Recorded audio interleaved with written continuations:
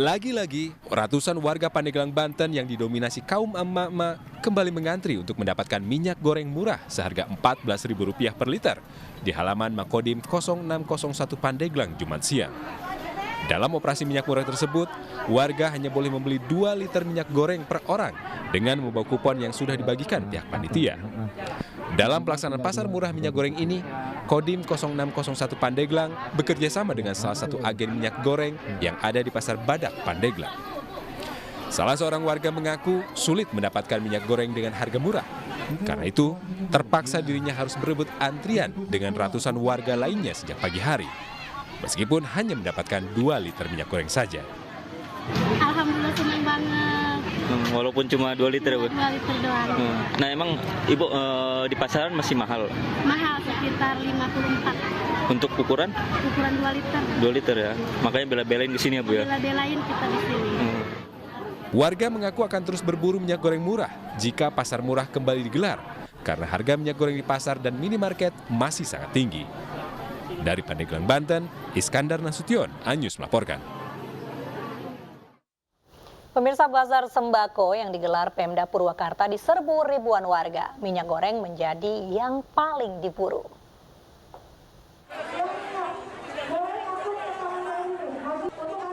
Warga yang didominasi emak-emak menyerbu bazar atau pasar murah kebutuhan pokok yang digelar Pemda Purwakarta di halaman gedung Balai Indung Rahayu Jumat pagi.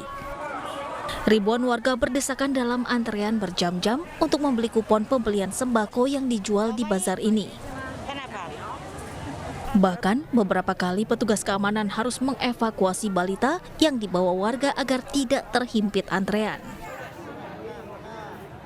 Hampir 2 jaman dah. 2 jam. Kenapa Bu ngantri, Bu? Pengen yang murah, beli murah yang murah. Oh gitu. Apa aja, Bu? Telur. Ada telur 1 liter, minyak 1 liter, daging 1 liter. Ada mah gula tapi nggak ada gula. Minyak goreng kemasan menjadi yang paling banyak diburu warga karena dijual seharga Rp18.000 per liter.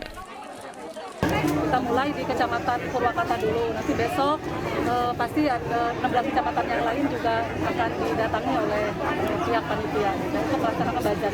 Sejauh ini komoditi apa Bu yang paling diminati atau diserbu warga ini, Bu? Sepertinya minyak ya, minyak ini masih antusiasme masyarakat masih begitu tinggi karena memang tadi selain harganya tinggi di pasaran gitu ya. Tapi kemarin pernah ada kelangkaan, walaupun sekarang sudah tidak ada. Jadi kita bantulah. Kalau ibu-ibu malu kalau baru selisihnya sedikit aja mereka pasti menyerbu.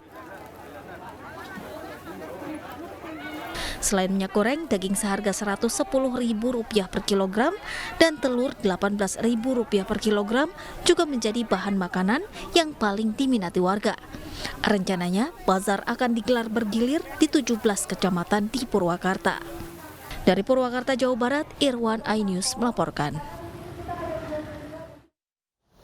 Pemerintah memberikan bantuan langsung tunai minyak goreng senilai Rp300.000 kepada sejumlah masyarakat.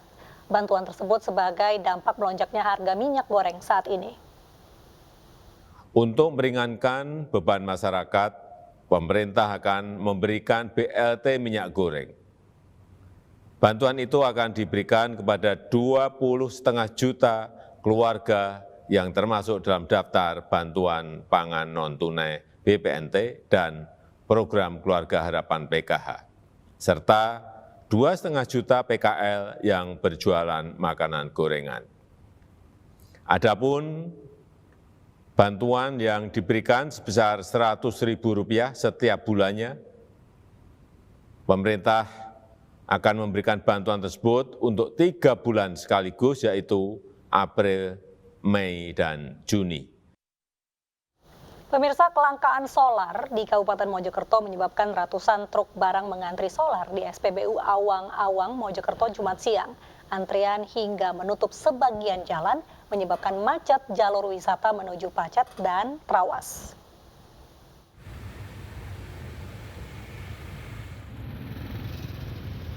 Kemacetan ini terjadi di jalur Kecamatan Mojosari menuju wisata air panas Pacet, Kabupaten Mojokerto, Jawa Timur. Kemacetan ini disebabkan antrian ratusan truk barang yang antri untuk mengisi solar di SPBU Awang-Awang, Kecamatan Mojosari, Kabupaten Mojokerto. Para sopir yang menunggu antrian terpaksa menutup sebagian jalan supaya segera mendapatkan solar.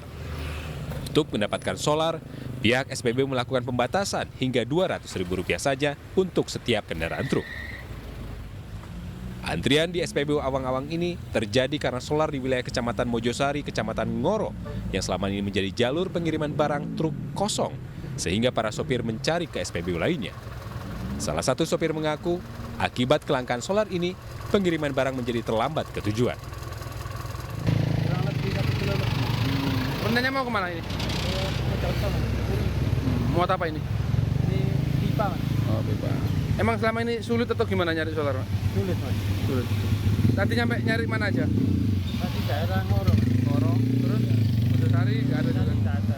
Ini tinggal di sini aja ya. Dapat info dari anak-anak di sini tadi. Dampaknya apa sih Mas kalau solar sulit itu? Nampaknya ya nggak bisain. Sejak 2 minggu terakhir, tak hanya di SPBU pinggiran Kabupaten Mojokerto, kelangkaan solar juga terjadi di SPBU di kawasan kota Mojokerto. Sehingga para sopir yang sedang dalam perjalanan dari Surabaya menuju wilayah barat Jawa Timur maupun wilayah Pasuruan kesulitan mendapatkan solar. Dari Kabupaten Mojokerto, Jawa Timur, Solahuddin Anyus melaporkan. Sejumlah masyarakat masih banyak yang keberatan dengan kenaikan harga BBM Pertamax. Sementara menurut pengamat, dikhawatirkan masyarakat pengguna Pertamax akan beralih ke Pertalite dan berpotensi terjadinya kelangkaan Pertalite.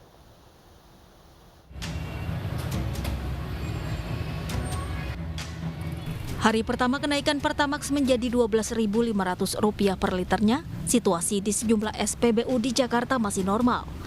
Di SPBU Pertamina Kampung Rambutan, warga masih banyak yang tetap membeli Pertamax walaupun mengaku keberatan karena khawatir bisa mempengaruhi kenaikan harga barang lainnya. Ya beratus sih. Alasannya? Soalnya efeknya kan kemana-mana nantinya. Setiap BBM naik kemana-mana aja. Tapi Bapak sering nggak untuk membeli jenis BBM jenis Pertamax ini? Saya emang isinya Pertamax motor. Emang isinya Pertamax? Ya. Memang itu sih, kalau saya pribadi sih kira keberatan Mas. Cuma kita kan tanggapan masyarakat beda-beda Mas. Alasannya keberatan karena apa nih Mas? Karena apa? Otomatis biaya operasional nambah. Gitu. Itu berpengaruh juga terhadap harga-harga yang lain juga pasti. Oh gitu ya, takutnya harga yang lain juga ikut naik gitu ya. Bener, makanya. Banyak juga warga yang beralih ke Pertalite dan berujung kelangkaan Pertalite terjadi di beberapa SPBU dan dikeluhkan netizen. Namun Pertamina mengklaim telah mengirimkan mobil tangki ke lokasi SPBU yang kehabisan stok Pertalite.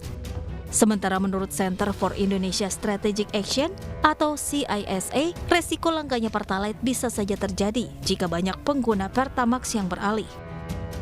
Pemerintah diminta evaluasi karena kenaikan Pertamax berbarengan dengan kenaikan PPN dan bahan pokok.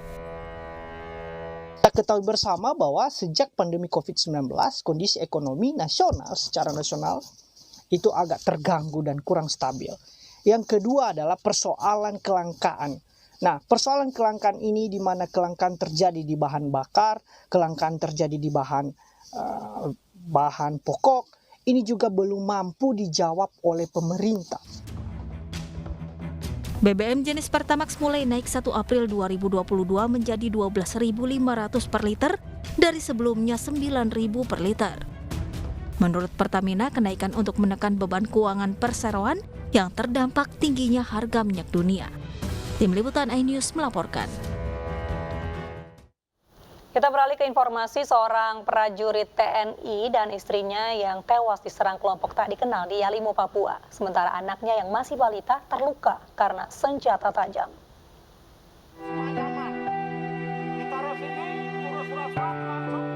Seorang bintara pembina desa atau Babinsa di Pos Koramil Yalimo, Papua, Sersan 1 Eka Andrianto Hasugian beserta istrinya Sri Lestari Indah yang seorang tenaga kesehatan diserang kelompok tak dikenal di distrik Elelim Kamis pagi. Sertu Eko tewas ditembak di dadanya, sementara istrinya tewas karena senjata tajam.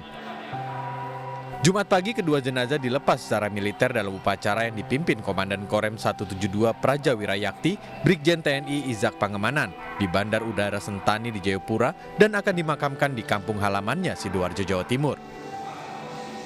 Upacara dihadiri rekan sejawat korban sesama prajurit dan rekan-rekan tenaga kesehatan. Kedua korban meninggalkan 2 anak yang masih balita yang juga menjadi korban dan jari-jarinya terluka senjata tajam. Sementara Danrem 172 Prajawira Yakti berjanji akan memburu para pelaku. Kita kutuk berat ini, ya, bahwa ini tidak boleh terjadi. Kita selama sudah sepakat dengan semua tokoh adat, tokoh agama, tokoh masyarakat untuk menyelesaikan semua masalah tanpa pertumpahan darah. Kok ada begini? Sehingga saat ini kami didukung oleh tokoh adat, tokoh agama dan semua komponen masyarakat di Yalimo akan mencari siapa pelakunya. Karena jelas ini bukan orang Yalimo. Kita akan cari dan kita akan proses hukum ini. Kita akan kedepankan hukum. Kita serahkan kepada polisi, kemudian diproses hukum. Belum diketahui siapa atau kelompok mana di balik penyerangan ini dan masih dalam penyelidikan polisi. Sementara Tentara Pembebasan Nasional Papua Barat, Organisasi Papua Merdeka telah membantah menyerang Sertu Eka Andrianto dan keluarganya. Dari Jayapura, Papua, Edi Siswanto, iNews melaporkan. Sementara itu puluhan tenaga perawat dan bidan di Jayapura menyambut kedatangan jenazah bidan Sri Lestari dengan duka. Korban tewas dibunuh KKB Papua bersama suaminya Sertu Eko di Kabupaten Yalimo. Para tenaga kesehatan itu meminta pemerintah melindungi keselamatan tenaga kesehatan saat bertugas melayani masyarakat.